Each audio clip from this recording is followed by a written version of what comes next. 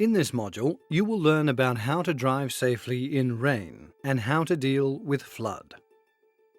Rain. Driving in rain may not seem the critical safety concern for many drivers, but this weather condition can significantly increase the risk of a crash. Records have proven that the ratio of accident is much higher in rain as compared to normal weather conditions. This is because many people don't change their driving habits on wet roads. According to Generic News, rain spell leads to an accident every 2 minutes. The rain makes the road slippery, especially just after it begins. The first few drops after a long dry period loosen the grease and dirt accumulated on the surface of the road. It creates the slippery film on road surface, which makes it extremely dangerous. Apart from the slippery road, rain causes driving hazards in relation to visibility, tire traction, aquaplaning, braking distance. Visibility. Rain affects the driver's ability to see through the vehicle windshield. It also reduces the driver's or rider's perception. This is because the rainwater acts like a lens which disperses the light so that much of it is reflected in different directions. As a result, the visibility reduces and the road marking also becomes almost invisible to the driver. Therefore, while driving in rain, following tips can help to improve the visibility. Before it starts to rain, replace old or brittle wiper blades. Use the various speeds on the windshield wipers to help remove the amount of water that is hitting the windshield. Turn on the headlights, low beam for better visibility and to be seen by others. Drive slowly. Be more alert, watching for brake lights in the front. Don't follow heavy vehicles, trucks or buses too closely, because the spray created by their large tires can reduce visibility. Tire traction.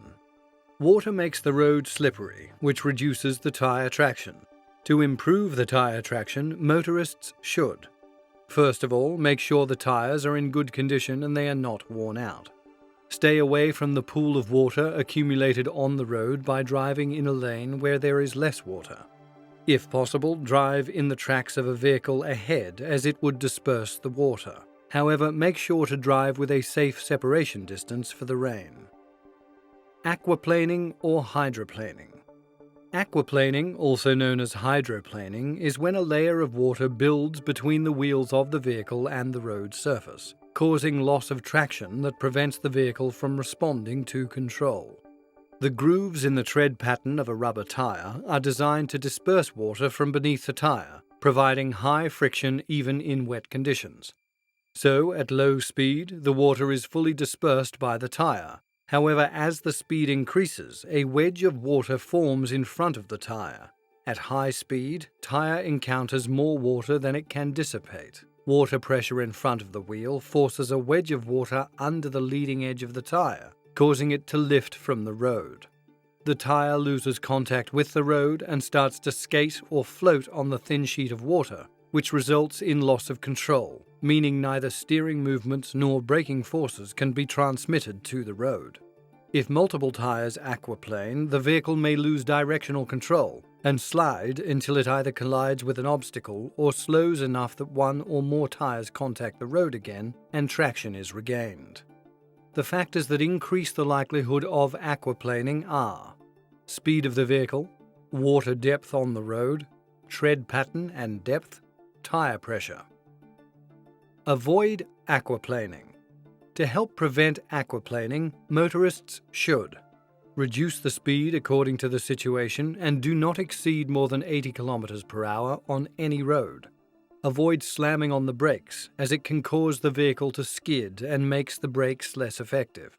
Try to stay in the middle lanes if possible, as water will tend to gather in the outside lanes first. Never drive through moving water if the ground is not visible, as the vehicle could be swept off the road. Make sure the tread pattern and depth are proper. To maintain the performance potential in the wet weather, it is recommended to use the circumferential grooves as it channels water away quickly. The tread depth needs to be 4 mm to channel enough water.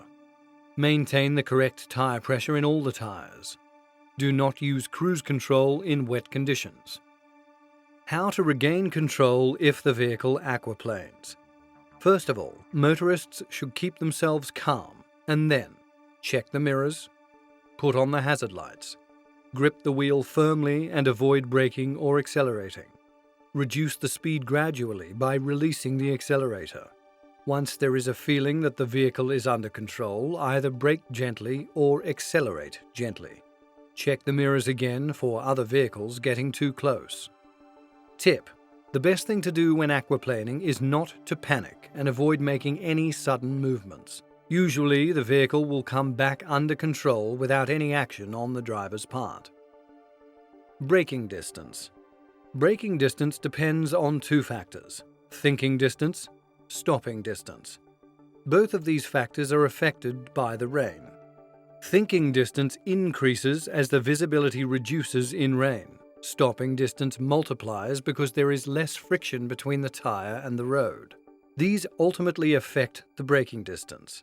For example, if a car is travelling at 60 km per hour in a dry weather condition, the braking distance would be approximately 33 metres before it comes to a complete stop. On the other side, if the same vehicle is travelling at 60 km per hour in wet weather conditions, the braking distance would be approximately 48 metres. Therefore, it is advisable to drive slowly in rain. Double the following distance as per the type of motor vehicle or motorcycle. For instance, if it is 2 seconds in normal weather conditions, increase it to 4 seconds. Even if the rain stops, do not speed up because the wet surface on the road could increase the braking distance. Remember, always allow extra time for safe travel, particularly during adverse weather conditions. Assessing the floodwater. Flood is when the input of water is greater than drainage can take away. It can occur after heavy rain. Floods are inherently dangerous because they can cause serious damage to the vehicle or its occupants. When heavy rains come, floods can happen in valleys as well as in many areas of the city.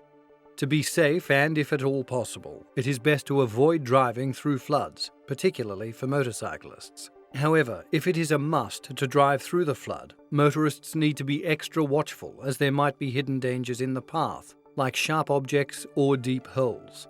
Therefore, before driving through one, it is important to assess the depth of the flood water and be absolutely certain that it is safe to do so. Keep in mind, for regular saloon vehicles, if the floodwater is above 50% of the tyre height, do not drive through because the water may enter the exhaust pipe and stall the engine. If the floodwater has movement, avoid driving through it even if the level is below 50% of the tyre height because the force of the water may sweep away the vehicle. When driving through the water, engage low gear and drive slowly while maintaining the smooth acceleration. If the vehicle has manual transmission, rev the engine by slipping the clutch to prevent the water from entering the exhaust pipe. All motor vehicles, especially heavy vehicles, should be very careful and do not splash the water on the sides and soak other motorists or pedestrians. In valleys, commonly known as wadi in this region, the roads have water level markers to assess the floodwater. If the water level has reached to the red zone, then it is unsafe to cross the road in that particular area.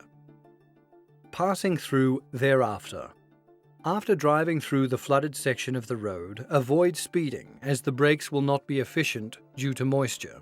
Motorists may step on the brakes repeatedly while still driving slowly to help remove the moisture until the brake efficiency is restored.